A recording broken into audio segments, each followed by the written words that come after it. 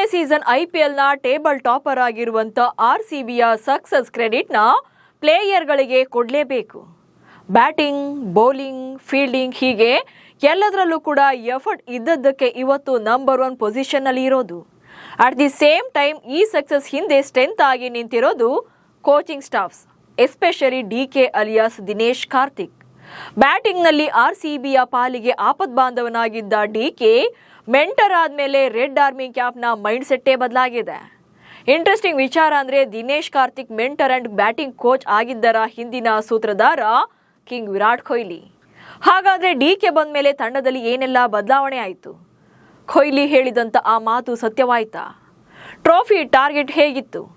ಆಟಗಾರರ ಪಾಲಿಗೆ DK favourite ಆಗಿದ್ದು ಹೇಗೆ? ಈ ಬಗ್ಗೆ ಹೇಳ್ತೇನೆ. ನಾನು ಶಾಂತ. ನೀವು ಸುದ್ದಿಯಾನದ ಸಬ್ಸ್ಕ್ರೈಬರ್ ಆಗೋದಕ್ಕೆ ಮರಿಬೇಡಿ. ರಾಯಲ್ ಚಾಲೆಂಜರ್ಸ್ ಬೆಂಗಳೂರು ಈ ಸೀಸನ್ನ ಡಿಫೆಂಡಿಂಗ್ ಚಾಂಪಿಯನ್ಸ್, ಹಾಗೆ ಟ್ರೋಫಿ ಗೆಲ್ಲುವಂಥ ಫೇವ್ರೆಟ್ ಟೀಮ್ ಕೂಡ. ಆಲ್ರೆಡಿ ಟೇಬಲ್ ಟಾಪರ್ ಆಗಿರುವಂಥ ಆರ್ಸಿಬಿ ಈ ಸಲನೂ ಕೂಡ ಕಪ್ ನಮ್ದು ಅಂತ ಹೇಳೋಕೆ ಸ್ವಲ್ಪ ದೂರದಲ್ಲಿದ್ದಾರೆ. ಕಳೆದ 2 ವರ್ಷಗಳಿಂದ ಬೆಂಗಳೂರು ನಡೆದಿದ್ದೇ ದಾರಿಯಾಗಿದೆ. ಆದರೆ ಅದಕ್ಕೂ ಹಿಂದಿನ ಪರಿಸ್ಥಿತಿ ಹೀಗಿರಲಿಲ್ಲ. ವರ್ಲ್ಡ್ ಕ್ಲಾಸ್ ಪ್ಲೇಯರ್ಗಳೇ ಆಡಿದ್ರೂ ಕೂಡ ಅನುಭವಿಸಿದ್ದು ಮಾತ್ರ ಹೆಜ್ಜೆ ಹೆಜ್ಜೆಗೂ ಅವಮಾನ. ಆ ಟೀಕೆ, ಟ್ರೋಲ್, ಗೇಲಿ, ವ್ಯಂಗ್ಯ ಹೀಗೆ ಎಲ್ಲವನ್ನು ಮೆಟ್ಟಿ ನಿಂತ ಬೆಂಗಳೂರು 18ನೇ ಸೀಸನ್ನಲ್ಲಿ ಕಪ್ ಗೆದ್ದು ಬೀಗಿತ್ತು. ಈ ಗೆಲುವಿನ ಹಿಂದಿನ ಮಾಸ್ಟರ್ ಮೈಂಡ್ ದಿನೇಶ್ ಕಾರ್ತಿಕ್ ಕೂಡ. ಅಷ್ಟಕ್ಕೂ ಡಿಕೆ ಐಪಿಎಲ್ಗೆ ನಿವೃತ್ತಿ ಘೋಷಣೆ ಮಾಡಿ ವಾಟ್ ನೆಕ್ಸ್ಟ್ ಎನ್ನುವಾಗ ಕೊಹ್ಲಿ ಹೇಳಿದಂಥ ಮಾತುಗಳು ಇವತ್ತು ಅವರನ್ನ ಆರ್ಸಿಬಿ ಮ್ಯಾನೇಜ್ಮೆಂಟ್ನ ಶಕ್ತಿಯನ್ನಾಗಿ ಮಾಡಿದೆ. ಕೊಹ್ಲಿ ಮಾತಿನಿಂದಲೇ ಹೊಸ ಜವಾಬ್ದಾರಿ ಒಪ್ಪಿಕೊಂಡಿದ್ದ ಡಿಕೆ. ಇತ್ತೀಚೆಗೆ ರಾಯಲ್ ಚಾಲೆಂಜರ್ಸ್ ಬೆಂಗಳೂರು ತಂಡದ ಪಾಡ್ಕಾಸ್ಟ್ನಲ್ಲಿ ಮಾತನಾಡಿರುವಂಥ ಡಿಕೆ ತಾನು ಆರ್ಸಿಬಿಯ ಬ್ಯಾಟಿಂಗ್ ಕೋಚ್ ಹಾಗೆ ಮೆಂಟರ್ ಆಗಿದ್ದರ ಹಿಂದಿನ ಸ್ಟೋರಿಯನ್ನ ಹೇಳಿದ್ದಾರೆ. 2024ರಲ್ಲಿ ನನ್ನ ಕ್ರಿಕೆಟ್ ವೃತ್ತಿ ಜೀವನವನ್ನು ಮುಗಿಸಿದ್ದೆ. ಈ ವೇಳೆ ಆರ್ಸಿಬಿ ಮ್ಯಾನೇಜ್ಮೆಂಟ್ ನಿರ್ದೇಶಕರಾಗಿರುವಂಥ ಮೋ ಬಬಾಟ್ ಕೋಚಿಂಗ್ ಸ್ಟಾಫ್ ಸೇರೋಕೆ ಇಂಟ್ರೆಸ್ಟ್ ಇದೆಯಾ ಅಂತ ಕೇಳಿದ್ರು. ಆದರೆ ಟೂರ್ನಮೆಂಟ್ ಆಗಷ್ಟೇ ಮುಗ್ದಿದ್ರಿಂದ ನಾನು ಏನನ್ನು ಹೇಳುವಂಥ ಸ್ಥಿತಿಯಲ್ಲಿ ಇರಲಿಲ್ಲ. ಹಾಗಂತ ನನ್ನನ್ನು ಅವರೇನು ಒತ್ತಾಯ ಕೂಡ ಮಾಡಿರಲಿಲ್ಲ. ಆ ತಂಡದಲ್ಲಿ ನನ್ನ ಪಾತ್ರದ ಬಗ್ಗೆ ಸ್ಪಷ್ಟವಾಗಿ ಹೇಳಿದರು. ಮುಂದೆ ಏನು ಮಾಡಬೇಕು ಎಂಬ ಗೊಂದಲದಲ್ಲಿದ್ದಾಗ ವಿರಾಟ್ ಕೊಹ್ಲಿ ಅವರು ಈ ಪ್ರಸ್ತಾಪವನ್ನ ಗಂಭೀರವಾಗಿ ಪರಿಗಣಿಸುವಂತೆ ನನ್ನನ್ನು ಕೇಳಿಕೊಂಡ್ರು. ತಂಡಕ್ಕೂ ಕೂಡ ಇದು ಒಳ್ಳೆಯದು, ನಿಮಗೂ ಕೂಡ ಒಳ್ಳೆಯದಾಗಲಿದೆ ಎಂದರು. ಕೊಹ್ಲಿ ಅಂತ ವ್ಯಕ್ತಿ ನನ್ನ ಮೇಲೆ ಇಷ್ಟೊಂದು ಗೌರವ ಇಟ್ಟಿದ್ದಾರೆ ಎಂದಾಗ ನಾನು ಅದನ್ನು ನಿರಾಕರಿಸೋಕೆ ಸಾಧ್ಯವಾಗಲಿಲ್ಲ ಎಂದಿದ್ದಾರೆ. ಈ ಮೂಲಕ ಆರ್ಸಿಬಿ ಕೋಚಿಂಗ್ ಗ್ರೂಪ್ ಸೇರಿದಂಥ ದಿನೇಶ್ ಕಾರ್ತಿಕ್ ಆ ಜವಾಬ್ದಾರಿಯನ್ನ ಅಚ್ಚುಕಟ್ಟಾಗಿ ನಿಭಾಯಿಸಿದ್ರು. ಸತತ 17 ವರ್ಷಗಳ ಕಾಲ ಕಪ್ನೇ ಗೆಲ್ಲದ ಆರ್ಸಿಬಿ ಡಿಕೆ ಬಂದ ಮರು ವರ್ಷವೇ ಕಪ್ ಗೆದ್ದಿದ್ದರ ಹಿಂದೆ ಅವರ ಪರಿಶ್ರಮ ಕೂಡ ತುಂಬಾನೇ ದೊಡ್ಡದಿದೆ. ಹೆಜ್ಜೆ ಹೆಜ್ಜೆಗೂ ಸವಾಲುಗಳನ್ನ ಮೆಟ್ಟಿ ತಂಡವನ್ನ ಮುನ್ನಡೆಸಿದ್ದಾರೆ. ಡಿಕೆ ಮೆಂಟರ್ ಆದಾಗ ಅವರಿಗೆ ಎದುರಾದ ಚಾಲೆಂಜಸ್ ಏನು, ಸೊ ಅದನ್ನ ಹೇಗೆ ಅವರು ನಿಭಾಯಿಸಿದ್ರು ಅನ್ನೋದನ್ನ ಹೇಳ್ತಾ ಹೋಗ್ತೇನೆ ನೋಡಿ.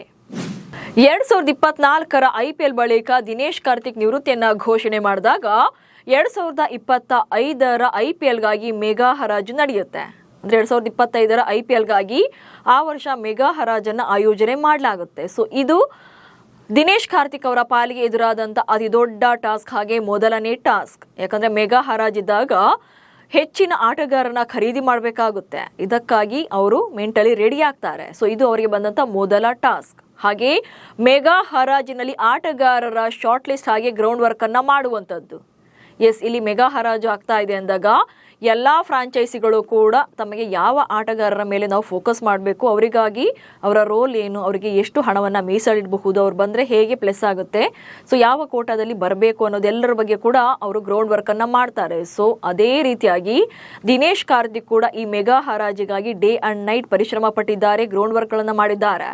ಜೊತೆಗೆ ಯಾವ್ಯಾವ ಆಟಗಾರರನ್ನ ಶಾರ್ಟ್ ಲಿಸ್ಟ್ನಲ್ಲಿ ಇಟ್ಕೋಬೇಕು, ಜೊತೆಗೆ ಅವರ ಪರ್ಫಾರ್ಮೆನ್ಸ್ ಹೇಗಿದೆ, ಸೊ ಅವರ ಹಿಸ್ಟ್ರಿ ಏನು, ಎಲ್ಲವನ್ನು ಕೂಡ ಕೆದಕಿ ಅವ್ರ ಬಗ್ಗೆ ಗ್ರೌಂಡ್ ವರ್ಕನ್ನು ಮಾಡಿಕೊಂಡು ರಿಪೋರ್ಟನ್ನು ಸಂಗ್ರಹ ಮಾಡಿಕೊಂಡು ಈವನ್ ಲಿಸ್ಟ್ ಜೊತೆ ಅವರು ಮೆಗಾ ಹರಾಜಿನ ಅಖಾಡಕ್ಕೆ ಹೋಗುವಂಥದ್ದು. ಆ್ಯಂಡ್ ಅಲ್ಲಿಯೂ ಕೂಡ ಸ್ಮಾರ್ಟ್ ಆಗಿ ಮೂವ್ ಮಾಡುವಂಥದ್ದು. ಸ್ಟಾರ್ಗಳ ಹಿಂದೆ ಬೀಳದೆ ಸ್ಲಾಟ್ಗಳ ಲೆಕ್ಕಾಚಾರದಲ್ಲಿ ಆಟಗಾರನ ಖರೀದಿಯನ್ನು ಮಾಡೋದು. ಹೇಳಿ ಕೇಳಿ ಆರ್ಸಿಬಿ ಫ್ರಾಂಚೈಸಿ ಅಥವಾ ಆರ್ಸಿಬಿ ತಂಡ ಯಾವತ್ತೂ ಕೂಡ ಸ್ಟಾರ್ ಆಟಗಾರರನ್ನೇ ಹೊಂದಿರುವಂಥ ತಂಡ. ವರ್ಲ್ಡ್ ಕ್ಲಾಸ್ ಪ್ಲೇಯರ್ಗಳ ಪಾಲಿನ ಒಂದು ರೀತಿಯಾಗಿ ವೇದಿಕೆ ಆಗಿರುವಂಥ ಫ್ರಾಂಚೈಸಿ ಅಂದರೆ ಅದು ಬೆಂಗಳೂರು ತಂಡ. ಅದು ಡೇ ಒನ್ನಿಂದಲೂ ಕೂಡ ಇದೇ ಆಗಿರುವಂಥದ್ದು. ಸೊ 2025 ಮೆಗಾ ಹರಾಜಿನಲ್ಲೂ ಕೂಡ ಇಂಥದ್ದೇ ಆಗುತ್ತೆ ಅನ್ನೋದು ಎಲ್ಲರ ಲೆಕ್ಕಾಚಾರ ಆಗಿತ್ತು. ಆದರೆ ಮೋ ಬೊಬಾಟ್, ಆ್ಯಂಡಿ ಫ್ಲವರ್ ಹಾಗೆ ದಿನೇಶ್ ಕಾರ್ತಿಕ್ರಂಥ ಸ್ಟಾಫ್ ಇದ್ದಾಗ ಅದು ಸಾಧ್ಯವಾಗುವುದಿಲ್ಲ. ಯಾಕಂದ್ರೆ ಈ ಸಲ ಅವ್ರು ಯಾರು ಕೂಡ ಸ್ಟಾರ್ಗಳ ಹಿಂದೆ ಬೀಳೋದಿಲ್ಲ. ಓನ್ಲಿ ಸ್ಲಾಟ್ಗಳನ್ನು ಲೆಕ್ಕಾಚಾರ ಹಾಕಿಕೊಳ್ತಾರೆ. ಜೊತೆಗೆ ಯಾವ ಸ್ಲಾಟ್ಗೆ ಯಾರನ್ನ ತಗೊಂಡು ಬಂದರೆ ಪ್ಲಸ್ ಆಗುತ್ತೆ, ಹಾಗೆ ಅವರ ರೋಲ್ ಏನು ಅನ್ನೋದನ್ನು ಇಲ್ಲಿ ಅನಾಲಿಸಿಸ್ ಮಾಡ್ಕೊಳ್ಳೋದು. ಸೊ ಸೀರಿಯಸ್ ಆದಂಥ ಒಂದು ರೀತಿಯಾದಂಥ ರಿಪೋರ್ಟ್ ರೆಡಿ ಇದ್ದಿದ್ದರಿಂದ ಸೊ ಇಲ್ಲಿ ಆಟಗಾರನ ಖರೀದಿಯಲ್ಲೂ ಕೂಡ ಅಷ್ಟೇ ಸೆಲೆಕ್ಟಿವ್ ಆಗಿ ಪಿಕ್ ಮಾಡುವಂಥದ್ದು. ಆ್ಯಂಡ್ ಒನ್ ಮೋರ್ ಥಿಂಗ್ ಇಲ್ಲಿ ಏನಾಗುತ್ತೆ ಅಂತಂದ್ರೆ ಮೆಗಾ ಹರಾಜು ಮುಗಿದ ಮೇಲೆ ಬೆಂಗಳೂರು ತಂಡವನ್ನು ಸಾಕಷ್ಟು ಜನ ಆಡ್ಕೊಳ್ತಾರೆ. ಒಬ್ಬರೇ ಸ್ಟಾರ್ ಪ್ಲೇಯರ್ಗಳಿಲ್ಲ, ಜೊತೆಗೆ ತಂಡಕ್ಕೆ ಕರೆಸ್ಕೊಂಡವರೆಲ್ಲ ಹೊಸ ಪ್ಲೇಯರ್ಸ್ ಥರ ಅಥವಾ ಬಿಗ್ ಇಂಪ್ಯಾಕ್ಟನ್ನು ಮಾಡದೇ ಇರೋರು ಅನ್ನೋ ಥರ ಎಲ್ಲ ಮಾತಾಡ್ತಾರೆ. ಆದರೆ ಆನಂತರದಲ್ಲಿ ಈಗ ಅವರೇ ಅಪ್ರಿಷಿಯೇಟ್ ಮಾಡ್ತಾ ಇರುವಂಥದ್ದು. ಇನ್ನು ಭುವನೇಶ್ವರ್ ಕುಮಾರ್ ಅಂತ ಅನುಭವಿ ಬೌಲರನ್ನು ಖರೀದಿ ಮಾಡಿದ್ದು ಕೂಡ ಬೆಂಗಳೂರು ತಂಡದ main plus point. Yes, Bengaluru ಹೇಳಿ ಕೇಳಿ ಮೊದಲಿಂದ ಬ್ಯಾಟರ್ಗಳ ಪಾಲಿನ ಪ್ಯಾರಡೈಸ್ ಆಗಿರುವಂಥದ್ದು. ಇಲ್ಲಿರುವಂಥ AB ಡಿವಿಲಿಯರ್ಸ್ ಇರ್ಬೋದು ಅಥವಾ ಕ್ರಿಸ್ ಗೇಲ್ ಇರ್ಬೋದು ಅಥವಾ ವಿರಾಟ್ ಕೊಹ್ಲಿ ಇರ್ಬೋದು, ಬ್ಯಾಟಿಂಗ್ ನಿಂತರೆ ಎದುರಾಳಿ ಬೌಲರ್ಗಳನ್ನು ಚೆಂಡಾಡುವಂಥ ಬ್ಯಾಟರ್ಗಳಿರು. ಆದರೆ ಬೌಲಿಂಗ್ ಅಂತ ಬಂದಾಗ ಸೀಸನ್ 1ನಿಂದಲೂ ಕೂಡ ವೀಕ್ನೆಸ್ ಇದ್ದದ್ದೇ. ಒಬ್ಬಿಬ್ಬರ ಮೇಲೆ ಮಾತ್ರ ಡಿಪೆಂಡ್ ಆಗ್ತಾ ಇದ್ರು. ಸೊ ಅದು ವಿನ್ನಿಂಗ್ ಆಗಿ ಕನ್ವರ್ಟ್ ಮಾಡೋಕೆ ಸಾಧ್ಯವಾಗ್ತಾ ಇರಲಿಲ್ಲ. ಬಟ್ 2025 ಮೆಗಾ ಹರಾಜಿಗೂ ಮುನ್ನ ಭುವನೇಶ್ವರ್ ಕುಮಾರ್ ಅಂತ ಅನುಭವಿ ಬೌಲರನ್ನು ಖರೀದಿ ಮಾಡ್ತಾರೆ. ಸ್ವಿಂಗ್ ಕಿಂಗ್ ಭುವಿ ಬಗ್ಗೆ ಆಗ ತುಂಬ ಜನರಿಗೆ ಅಷ್ಟೇನೋ ಅವ್ರ ಬಗ್ಗೆ ಭರವಸೆ ಇರಲಿಲ್ಲ. ಅದರಲ್ಲೂ ಕೂಡ ಭುವನೇಶ್ವರ್ ಕುಮಾರನ್ನು RCB ಪಿಕ್ ಮಾಡಿದಾಗ ಗುಜರಾತ್ ಮ್ಯಾನೇಜ್ಮೆಂಟ್ ಒಂದು ರೀತಿಯಾಗಿ ವ್ಯಂಗ್ಯವಾಗಿ ನಗಾಡಿತ್ತು. ಯಾಕಂದರೆ ಭುವಿಯನ್ನು ಇಷ್ಟು ದುಡ್ಡು ಕೊಟ್ಟು ತಗೊಳ್ತಿದ್ದಾರೆ ವೇಸ್ಟ್ ಅನ್ನೋ ಥರದಲ್ಲಿ. ಆದ್ರೆ ಈಗ ಭುವನೇಶ್ವರ್ ಕುಮಾರ್ ಲಾಸ್ಟ್ ಸೀಸನಲ್ಲೂ ಕೂಡ ಅದ್ಭುತವಾಗಿ ಪರ್ಫಾರ್ಮ್ ಮಾಡಿದ್ರು. ಆ್ಯಂಡ್ ಈ ಸೀಸನ್ನಲ್ಲಿ ಹೈಯೆಸ್ಟ್ ವಿಕೆಟ್ ಟೇಕರ್ ಆಗಿರುವಂಥದ್ದು. ಯಾರೆಲ್ಲ ಭುವಿ ಅವರ ಪಿಕ್ಕನ್ನು ವ್ಯಂಗ್ಯ ಮಾಡಿದ್ರು ಈಗೆಲ್ಲ ಅವರಿಗೆ ಒಂದು ರೀತಿಯಾಗಿ ಕಪಾಳ ಮೋಕ್ಷ ಮಾಡಿದಂತಾಗಿರುವಂಥದ್ದು. ಸೊ ಇದರ ಹಿಂದೆ ಇರುವಂಥದ್ದು ಕೂಡ ಒನ್ಸ್ ಅಗೇನ್ DK ಅವರ ಮಾಸ್ಟರ್ ಮೈಂಡ್. ಇನ್ನು ನಂಬರ್ 1 to 11 ವರೆಗೆ ಹೇಗಿರಬೇಕು, ಹಾಗೆ ಬ್ಯಾಕಪ್ ಪ್ಲೇಯರ್ಗಳು. ಎಸ್, ಇಲ್ಲಿ ನಮಗೆ ಸ್ಟಾರ್ ಆಟಗಾರರಷ್ಟೇ ಅಲ್ಲ, ಕಿಂಗ್ ವಿರಾಟ್ ಕೊಹ್ಲಿ ಇದ್ದಾರೆ ಸ್ಟಾರ್ ಪ್ಲೇಯರ್ ಆಗಿ. ಸೊ ಅವರನ್ನು ಬೀಟ್ ಮಾಡೋಕೆ ಯಾರಿದ್ದಲೂ ಕೂಡ ಸಾಧ್ಯನೇ ಇಲ್ಲ. ಸೊ ಇಲ್ಲಿ ಸ್ಟಾರ್ಸ್ ಅನ್ನೋದಕ್ಕಿಂತ ನಮಗೆ ಯಂಗ್ಸ್ಟರ್ ಜೊತೆ ಯಾವ ಸ್ಲಾಟ್ನಲ್ಲಿ ಇಂಪ್ಯಾಕ್ಟ್ ಮಾಡ್ತಾರೆ, ಸೊ ಅಂಥವ್ರನ್ನ ನಾವು ಪಿಕ್ ಮಾಡಬೇಕು ಅಂತೇಳಿ ನಂಬರ್ 1 to 11 ಹೀಗೆ ಇರಬೇಕು ಅಂತೇಳಿ ಬ್ಯಾಟಿಂಗ್ ಇರ್ಬೋದು ಅಥವಾ ಫಿನಿಶಿಂಗ್ ರೋಲ್ ಇರ್ಬೋದು ಅಥವಾ ಬೌಲಿಂಗ್ ಸ್ಕ್ವಾಡ್ ಇರ್ಬೋದು, ಎಲ್ಲವನ್ನು ಕೂಡ ಪ್ರಿಪೇರ್ ಮಾಡಿಕೊಂಡು ಅಲ್ಲಿ ಪಿಕ್ ಮಾಡುವಂಥದ್ದು. ಜೊತೆಗೆ ಬ್ಯಾಕಪ್ ಪ್ಲೇಯರ್ಗಳನ್ನು ಕೂಡ ಅಷ್ಟೇ ವರ್ತ್ ಇರುವಂಥ ಆಟಗಾರನ ಖರೀದಿ ಮಾಡ್ತಾರೆ. ಸೊ ಪಂದ್ಯಗಳಿಗೂ ಮುನ್ನ ಆಟಗಾರರ ಜವಾಬ್ದಾರಿಗಳನ್ನು ಸ್ಪಷ್ಟವಾಗಿ ತಿಳಿಸಿದ್ದು. ಸೊ ಇಲ್ಲಿ ಆಟಗಾರನ ಖರೀದಿ ಮಾಡಿದ ಮೇಲೆ ಪಂದ್ಯಗಳಿಗೂ ಮುನ್ನ ಆ ಆಟದಲ್ಲಿ ಅವರ ಜವಾಬ್ದಾರಿ ಏನು ಅನ್ನೋದನ್ನ ಸ್ಪಷ್ಟವಾಗಿ ತಿಳಿಸಿರುವಂಥದ್ದು. ಇನ್ನು ಬ್ಯಾಟಿಂಗ್ ಕ್ರಮಾಂಕ ಆಟಗಾರರ ಮಾನಸಿಕ ಸ್ಥಿತಿಯನ್ನ ತಿಳಿದು ಕಾನ್ಫಿಡೆನ್ಸ್ ಅನ್ನ ನೀಡಿದ್ದು. ಎಸ್, ಇದು ಮೇನ್ ಇಂಪಾರ್ಟೆಂಟ್ ಆಗುವಂಥದ್ದು. ಒಂದು ಫ್ರಾಂಚೈಸಿ ಒಬ್ಬ ಆಟಗಾರನ ಹಿಂದೆ ಎಷ್ಟು ಬ್ಯಾಕ್ ಬೋನ್ ಆಗಿ ನಿಂತ್ಕೊಳ್ತಾರೋ ಅಷ್ಟೇ ವೇಗವಾಗಿ ಆ ಆಟಗಾರನ ಪರ್ಫಾರ್ಮೆನ್ಸ್ ಕೂಡ ಇಂಪ್ರೂವ್ ಆಗುವಂಥದ್ದು. ಸೊ ಈ ವಿಚಾರದಲ್ಲಿ ಬೆಂಗಳೂರು ತಂಡ ಯಾವತ್ತೂ ಕೂಡ ಮುಂದಿರುವಂಥದ್ದು. ಈವನ್ ನೀವು ಕೂಡ ಅಬ್ಸರ್ವ್ ಮಾಡ್ದಂಗೆ ಯಾವುದೇ ಒಬ್ಬ ಆಟಗಾರ 1 ಅಥವಾ 2 ಪಂದ್ಯಗಳಲ್ಲಿ ಕೈ ಕೊಟ್ಟಾಗ ಅವರನ್ನು ದಿಢೀರಂತ ಪ್ಲೇಯಿಂಗ್ 11ನಲ್ಲಿ ಹೊರಗಿಡೋದಿಲ್ಲ. ಸೊ ಈ ಸೀಸನಲ್ಲೂ ಕೂಡ ನೀವು ನೋಡೇ ಇರ್ತೀರಿ, ಬ್ಯಾಕ್ ಟು ಬ್ಯಾಕ್ ಅವರಿಗೆ ಚಾನ್ಸ್ ಕೊಡುವಂಥದ್ದು. ಮ್ಯಾಕ್ಸಿಮಮ್ವರೆಗೂ ಕೂಡ ಇಲ್ಲಿ ಮಿನಿಮಮ್ ಇಂದ ಹಿಡಿದು ಮ್ಯಾಕ್ಸಿಮಮ್ವರೆಗೂ ಕೂಡ ಟ್ರೈ ಮಾಡ್ತಾರೆ, ನೀವು ಬ್ಯಾಕ್ ಮಾಡಿ ಅಂದರೆ ಕಮ್ ಬ್ಯಾಕ್ ಮಾಡಿ ಅನ್ನೋ ರೀತಿಯಲ್ಲಿ. ಸೊ ಯಾವಾಗ ಅದು ಬ್ಯಾಕ್ ಫೈರ್ ಆಗೋಕೆ ಅಥವಾ ಅದು ಇಂಪ್ಯಾಕ್ಟ್ ಮಾಡ್ತಿಲ್ಲ ಅನ್ನೋದು ಗೊತ್ತಾಗುತ್ತೋ ಆನಂತರ ಅಷ್ಟೇ ಅವರನ್ನ ಬದಲಾಯಿಸೋಕೆ ನಿರ್ಧಾರವನ್ನು ತೆಗೆದುಕೊಳ್ಳುವುದು. ಆ ರೀತಿಯಾಗಿ ಇಲ್ಲಿ ಬ್ಯಾಕಪ್ ಆಗಿ ನಿಂತ್ಕೊಳ್ತಾರೆ ಪ್ಲೇಯರ್ಗಳ ಮನಸ್ಥಿತಿಯನ್ನು ತಿಳ್ಕೊಂಡು.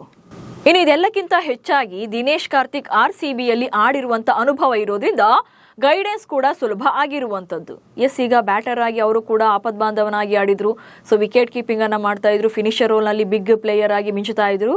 ಸೊ ಅವರು ಕೂಡ ಎಷ್ಟೋ ಪಂದ್ಯಗಳನ್ನ ವಿನ್ ಮಾಡಿಸಿಕೊಟ್ಟಿದ್ದಾರೆ. ಸೊ ಇದೇ ಎಕ್ಸ್ಪೀರಿಯನ್ಸ್ ಈಗ ಅವರು ಮೆಂಟರ್ ಆಗಿ ಹಾಗೆ ಬ್ಯಾಟಿಂಗ್ ಕೋಚ್ ಆಗಿ ಅದನ್ನ ಎಫೆಕ್ಟಿವ್ ಆಗಿ ಬಳಸಿಕೊಳ್ಳುವಲ್ಲಿ ಯಶಸ್ವಿ ಆಗ್ತಾ ಇರುವಂಥದ್ದು. ಜೊತೆಗೆ ಆಟಗಾರರ ಜೊತೆ ಕೂಡ ಅಷ್ಟೇ ಈಸಿಯಾಗಿ ಮಿಂಗಲ್ ಆಗ್ತಾ ಇದ್ದಾರೆ. ಜೊತೆಗೆ ಕಾನ್ಫಿಡೆನ್ಸ್ ಲೆವೆಲ್ ಬೂಸ್ಟ್ ಮಾಡ್ತಾ ಇರ್ಬೋದು. ಈವನ್ ಜಿತೇಶ್ ಶರ್ಮಾ ಸೇರಿದಂತೆ ಸಾಕಷ್ಟು ಪ್ಲೇಯರ್ಸ್ ಕೂಡ ಇದನ್ನ ಹೇಳ್ಕೊಂಡಿದ್ದಾರೆ, DK ಹೇಗೆ ಅವರ ಆಟದಿಂದ ಸಪೋರ್ಟ್ ಮಾಡ್ತಾ ಇದ್ದಾರೆ ಅನ್ನೋದನ್ನ. ಹೀಗೆ RCBಯಲ್ಲಿ ಬೆರೆತು ಹೋಗಿದ್ದ DK ತಮ್ಮ ನಿವೃತ್ತಿಯ ನಂತರದ ದಿನಗಳನ್ನ ಸಂಪೂರ್ಣವಾಗಿ RCB ಕೋಚಿಂಗ್ ಸ್ಟಾಫ್ ಜೊತೆ ತೊಡಗಿಸಿಕೊಂಡಿದ್ದಾರೆ. ಟ್ರೋಫಿ ಗೆಲ್ಲುವೊಂದೇ ನಮ್ಮ ಟಾರ್ಗೆಟ್ ಅನ್ನು ಹಾಗೆ ಎಲ್ಲರನ್ನು ಕೂಡ ಪ್ರಿಪೇರ್ ಮಾಡಿದ್ರು. ಕೊಹ್ಲಿ ಒಬ್ಬರೇ ಆಡಿದ್ರೆ ಕಪ್ ಗೆಲ್ಲಲ್ಲ, ತಂಡದಲ್ಲಿರುವಂಥ ಎಲ್ಲರೂ ಕೂಡ ಒಗ್ಗಟ್ಟಿನಿಂದ ಹೋರಾಡಿದ್ರೆ ಮಾತ್ರವೇ ಗೆಲ್ಲೋಕೆ ಸಾಧ್ಯ ಅನ್ನೋದನ್ನ ತಿಳಿಸಿದ್ರು. ಅದರ ಪರಿಣಾಮವೇ RCB ಕಳೆದ ಸೀಸನ್ ಅಲ್ಲಿ ಕಪ್ ಗೆದ್ದು ಬೀಗಿತ್ತು. ಈ ಆವೃತ್ತಿಯಲ್ಲೂ ಕೂಡ ಕಪ್ ಗೆಲ್ಲುವಂತ ಫೇವ್ರೆಟ್ ಟೀಮ್ ಆಗಿ ಮುನ್ನುಗ್ತಾ ಇದೆ. ನಿಮಗೂ ಕೂಡ ದಿನೇಶ್ ಕಾರ್ತಿಕ್ ಬಂದ ಮೇಲೆ ತಂಡದಲ್ಲಿ ಸಾಕಷ್ಟು ಬದಲಾವಣೆ ಆಗಿದೆ ಅನಿಸಿದ್ರೆ ಕಮೆಂಟ್ಸ್ ಮೂಲಕ ತಿಳಿಸಿ. ಹಾಗೆ ಸುದ್ದಿಯನ್ನು ಫಾಲೋ ಮಾಡಿ. ನಮಸ್ಕಾರ.